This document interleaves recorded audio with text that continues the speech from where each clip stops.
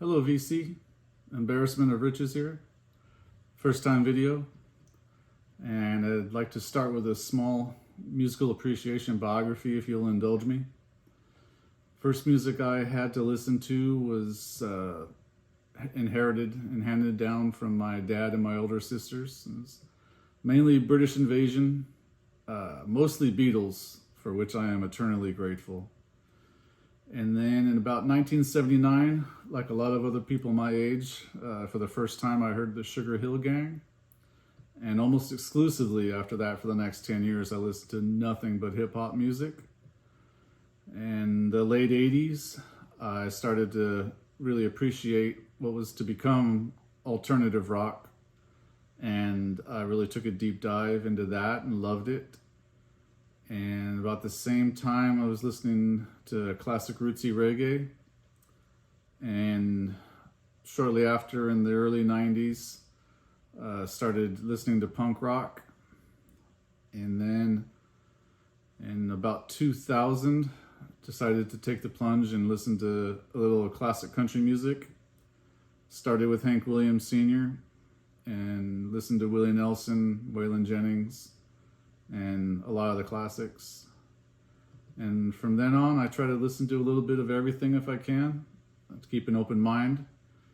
I have a small to medium-sized collection, I suppose, of albums and CDs and digital music. And I'm very glad to be here. I appreciate all the videos that the VC makes for YouTube. And so I decided to make my first.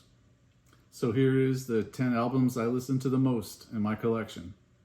Thanks for watching.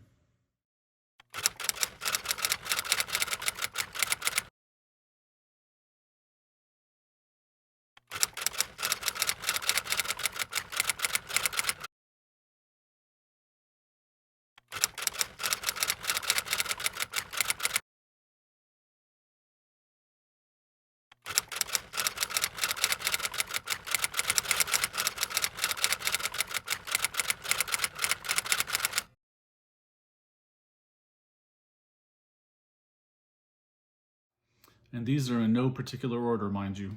So, to begin with, Mothership Connection by Parliament, 1975. Classic album. It's a tough choice between this one and Funkadelic's Uncle Jam Wants You, if I had to choose between my favorite George Clinton records.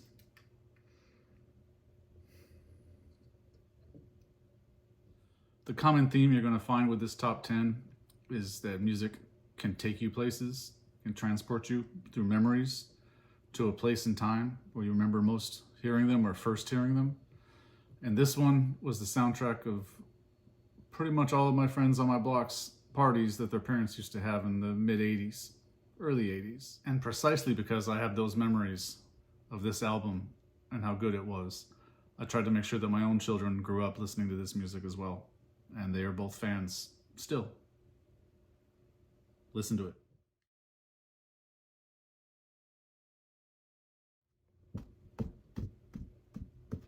Oh, next up is Eric B. and Rakim's Paid in Full, 1987. A lot of us that were fans of Eric B. as president from 1986 kind of had a feeling that some classic would come from this duo.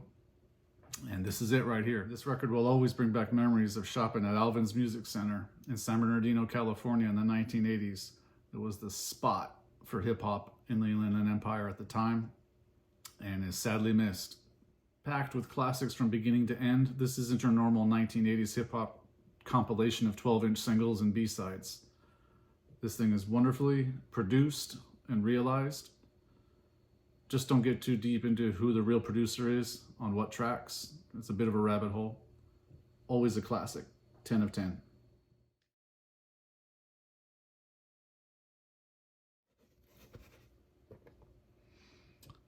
Willie Nelson's Redheaded Stranger, 1975. This is the first country album that I actually kind of became obsessed with, and I think I was very lucky in that. This is country music stripped down to its barest essentials. Great instrumentation and guitar playing from Willie and the band, and his songwriting is top-notch as ever.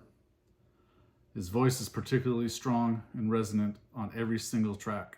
33 minutes of solid songwriting and performances. some songs that he didn't even write himself. It's hard to believe that the song Redheaded Stranger itself was not written by Willie Nelson. And if anybody's curious, the song Redheaded Stranger was first recorded and performed on record in 1960 by Sonny Curtis. And a very sincere honorable mention goes to this 2000 re-release of the Redheaded Stranger, the expanded edition with 4 additional tracks that fit smoothly and perfectly onto the album as a whole. Get it?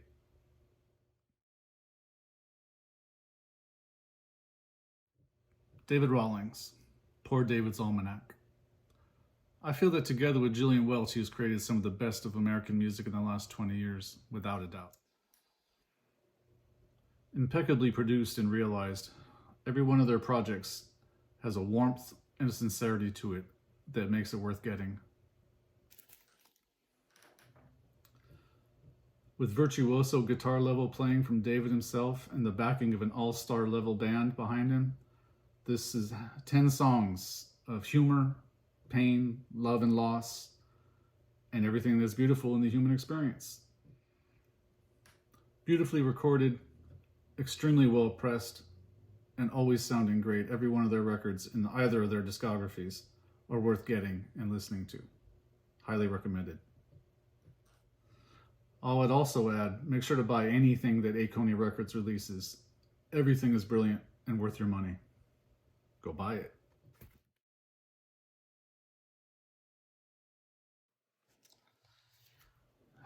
The music, not the man. The music, not the man. The music, not the man. Van Morrison, Moondance, 1970. Is there a more beautiful album in the English language? I don't know if I've found it yet. Van Morrison was at the top of his powers in 1970, and this here is the result. We're lucky enough to have a testament of what he was capable of doing in that time, and it's lasted this long. It's still a very vital album in everybody's collection, I hope. It's an album of heartbreak, spirituality, and even some fun. It's also one of those rare albums you can put on in mixed company, friends or strangers. And anybody who has heard it will be grateful to have you playing it again. And anybody hearing it for the first time will be grateful because it was you who exposed them to something like this. This is why we collect music.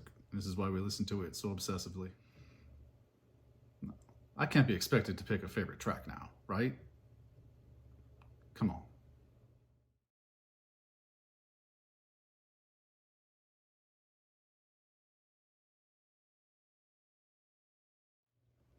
As might be obvious by this point, I am a product of my times.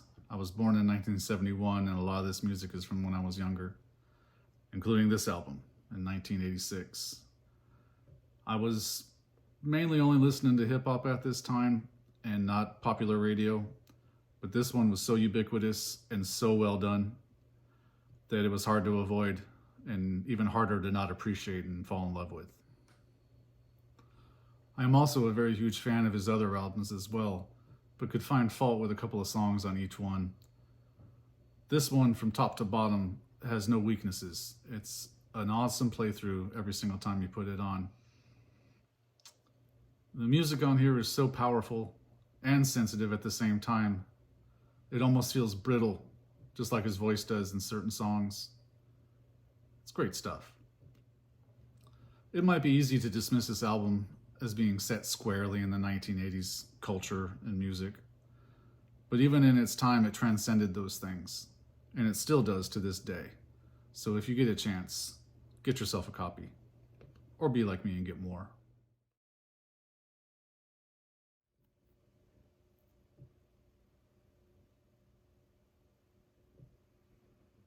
Next up, Titus Andronicus, The Monitor, from 2010. One of the best records of that decade, without a doubt.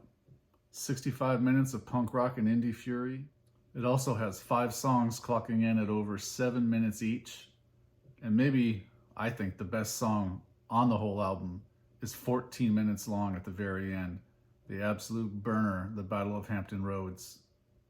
It may seem like a strange thing to say now, almost 15 years after this record came out, and it was very hyped in its time and popular. But I think it may actually be underrated.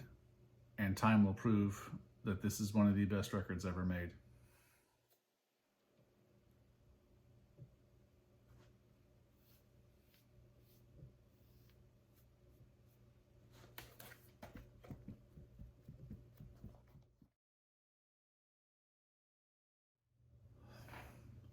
This one most definitely falls in line with what I was saying earlier about being transported by music. This album takes me to an exact place and an exact time. And the sheer songwriting and musicianship on this record is above almost anything I've ever heard. So much talent. Rennie was an incredible drummer and backup vocalist. Manny, solid foundation bass lines. John Squire played an incredibly beautiful guitar. And Ian Brown, what can you say that hasn't already been said about the man? Incredible vocals and great songwriting. It's a shame they blew up.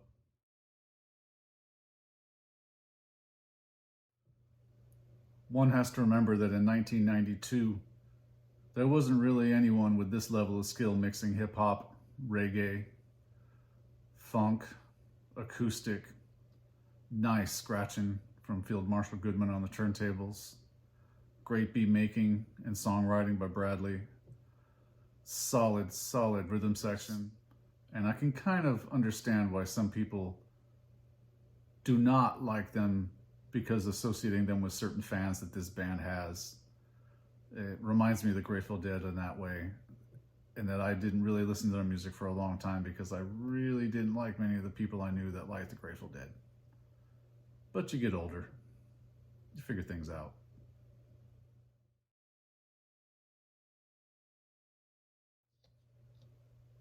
Trashcan Sinatra's Cake, 1990. Their debut album is still an all-time classic in my estimation. I wasn't into this kind of music when this first came out, but after hearing Obscurity Knocks and Only Tongue Can Tell as the first two singles, there was no way back. I've been loving this band ever since, and I've bought every single release and plan to in the future. In my opinion, some of the best pop songs ever written and recorded on record. Intelligent, incredibly intelligent songwriting, very capable musicians, and a very nice presence on stage. I've seen them live a couple of times. Once almost 20 years ago, and then the last time was in 2018, I believe. And I'd see them tomorrow, probably regardless of the cost if they were anywhere local. And I'm very much looking forward to the remaster of this that's going to be hopefully delivered to my house pretty soon from Scotland. This video took about a month from thinking about doing it to actually starting it, and then maybe another week to shoot and get done. So I hope any mistakes and rookie moves are forgiven, and I hope to make some more in the future, because this is a very limited thing, 10 of your favorite, most listened to albums. And I had to pull out compilations and soundtracks earlier because I feel they're different. So I did 10 studio albums. And in the near future, I'd like to do compilations and soundtracks and various other records in my collection. So hope to hear from you, and keep collecting. Thanks, VC.